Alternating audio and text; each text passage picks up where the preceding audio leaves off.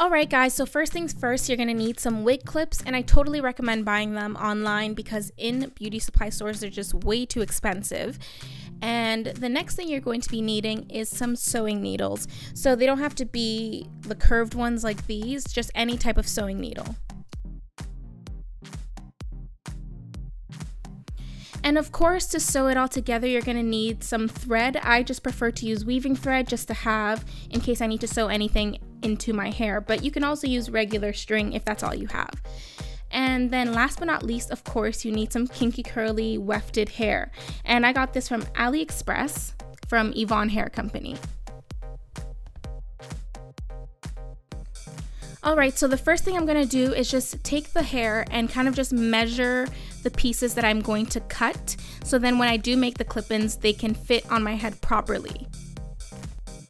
And then basically I just repeated that step for every single piece that I made, so then I can make sure that all the pieces fit from the bottom of my head all the way to the top.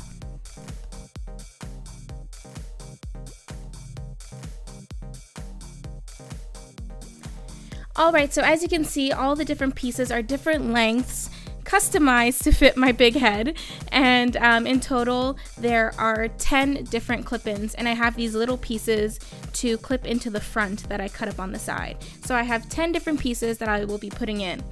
Alright, so to start everything, I wanted to double weft some of the pieces just to add some more thickness to the hair because you don't want any straggly ends. So basically I just cut up another piece that matched one of the pieces, and then all I did was just sew them together. So I took my string and needle and I just sewed them together from beginning to end.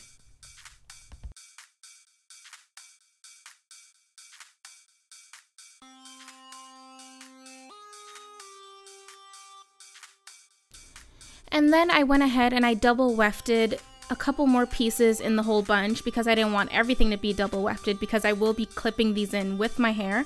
So I just wanted to add a little bit more thickness. So this is the difference between a single piece and a double wefted piece. So I just wanted to add a little bit more fullness, and this is all the hair that I will be clipping into my hair as well.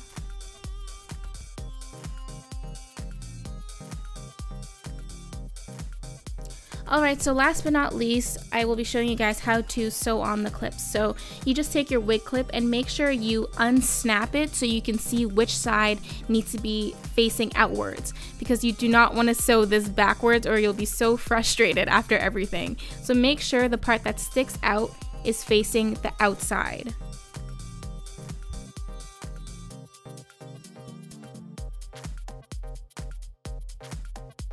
Alright, and the rest of this is pretty simple. Of course, you just sew the wig clip onto the weft. I like to sew through the weft just to make sure it's nice and secure and that the wig clip won't like slide out at some point.